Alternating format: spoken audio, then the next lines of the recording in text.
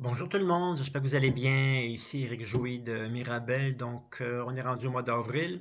C'est vers la fin de la saison. Donc, ce que j'essaie toujours de faire, c'est j'essaie de terminer ma saison entre le 5 et environ 15 avril jusqu'à temps qu'il y ait de la neige. C'est sûr que là, s'il pleut, changement climatique, la chaleur, ça peut changer. Donc, je peux skier jusqu'au entre le 4 et le 15 avril. Là, c'est un bon temps pour prolonger la saison. C'était des trucs que j'ai eu la chance de recevoir de champions norvégiens et russes aussi qui m'ont dit skier le plus longtemps possible. Donc là, c'est entre 2 et 3 fois par semaine. Encore une fois, ça dépend des conditions climatiques. Cette semaine, pas cette semaine, mais oui, cette semaine, j'ai skié 2 fois. Donc l'entraînement va bien. Là, je suis vers la fin. Donc j'accumule le maximum de kilomètres. Mes objectifs ont été atteints. J'ai fait 2 défis, un 30 km puis un 40 km. Donc, j'ai réussi à faire ça dans des bonnes conditions.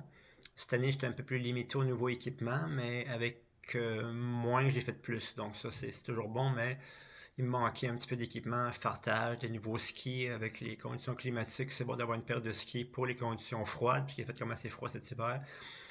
Dans les -10, -15, -20, puis un ski pour les conditions plus chaudes comme en ce moment, là, alentour de 0, -2, -3. Donc, objectif atteint, donc j'étais content. Donc, je suis en train sur un mélange d'ajustements, de mesures, aussi d'intelligence, le repos, les conditions climatiques, l'alimentation. Donc, tout ça va ensemble. Quand tous ces éléments-là sont placés ensemble, bonne technique, bon fartage, bonne alimentation avant, pendant et après, c'est toujours un bon truc. Pour ce qui est de l'entraînement, une chose que j'ai rajoutée depuis plusieurs années, c'est le Qigong.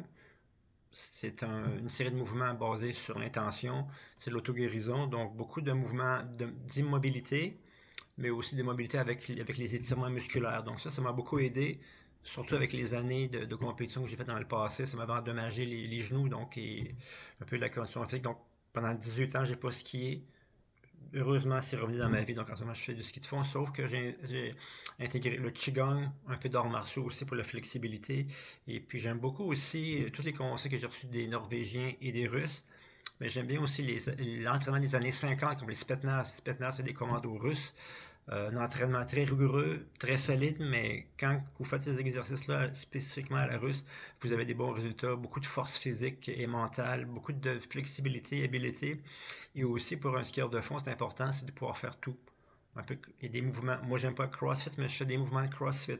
Je fais de la vitesse, je fais de l'intensité, je fais des longues distances, courtes distances, vélo, ski roulette. Donc je fais plusieurs sports. Donc un sport, c'est pas assez. Donc pendant l'été, vraiment, musculation. Pourquoi? Parce que je me suis rendu compte qu'en vieillissant, j'ai 62 ans, les muscles tardent à récupérer. Cardio est bon, mais c'est souvent les muscles qui lâchent au niveau de l'entraînement, les épaules un petit peu. Donc, beaucoup de, beaucoup de flexibilité, pardon, des entraînements spécifiques aussi parce que c'est bien beau d'avoir plein de mouvements, mais c'est certains mouvements qui sont adaptés au ski de fond. Toujours la même chose, force physique, flexibilité, un bon cardiovasculaire, un VO2 max intéressant. Donc ça, c'est important. La pliométrie aussi, des mouvements arrêtés que j'aime bien faire, encore inspiré des Russes. Les Spetsnaz, les commandos Spetsnaz, puis beaucoup d'entraîneurs russes. C'est beaucoup les Russes qui ont commencé avec les Norvégiens la science du sport. Donc ils ont beaucoup mis de temps, beaucoup de Russes que je connais pas, tous les noms que j'ai découverts il y a quelques années, qui font un entraînement extrêmement élaboré, extrêmement bien suivi, exigeant, mais aussi toujours basé dans l'intensité, le repos, l'équilibre. Ça, c'est bien important. En ski de fond, on a besoin de vitesse, beaucoup de mouvements rapides et intensité. Ça, c'est important. Un peu d'intensité, beaucoup de distance lente. Donc, ça, c'est intéressant. Et puis, cette petite vidéo-là, c'est pour aussi garder mes clients au courant de ce qui va se passer prochainement. Donc, mois d'avril, je me réserve 3 semaines de repos. Je me fais un plan. Qu'est-ce que je veux faire cette année? Cette année, probablement, je vais faire des 30-40 km d'entraînement de ski roulette. Le vélo, musculation, ça, c'est des choses que je vais faire.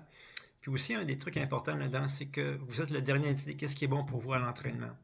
Vous pouvez suivre plein de podcasts, comme en ce moment des podcasts que je suis sur tous les anciens athlètes comme moi qui arrivent à 62 ans, 63 ans, comment être capable de garder une certaine forme physique parce que veut pas on vieillit, puis ça c'est inévitable. Donc à la fin, ce qui est intéressant, c'est de faire quelque chose qui vous convient à vous. chaque humain est différent parce qu'une pilule ou un truc pour tout le monde, ça n'existe pas. Chaque athlète est différent, donc c'est un plan unique pour chaque personne. Ça, c'est important. Puis vous devez trouver votre solution. N'ayez pas peur de vous fixer des objectifs réalisables, mais aussi la créativité. Soyez créatif, innover, l'équilibre, le repos. Toutes ces choses-là sont importantes. Donc, vous pouvez vous informer, regarder ce qui fonctionne, mais tester les choses. Une fois que vous avez testé les choses, comme je le sais, moi, il y a des mouvements que les spetsnaz, les commandos russes font, que je peux faire, d'autres que je ne peux pas faire, c'est trop exigeant. Donc, il faut s'adapter aussi. Donc, j'espère que cette vidéo-là vous a intéressé. Je rajoute aussi que j'ai d'autres services d'entretien, vu que mon ski de fond va diminuer beaucoup dernièrement, il va s'arrêter bientôt. Donc, pendant l'été, je fais bien entendu l'entraînement, mais aussi de l'entretien léger. Il y a du qigong, entretien léger, pelouse, ménage de cabanon, tout ça. Donc, c'est ce que je fais aussi comme autre service. Si ça vous intéresse, je vais laisser mes informations, téléphone, email pour communiquer avec moi. Sinon, je vous souhaite un bon printemps puis un bon début de saison là, pour l'entraînement à 7 qui va débuter là, au mois de mai. Donc, bonne chance, bon ski et bon entraînement. Salut!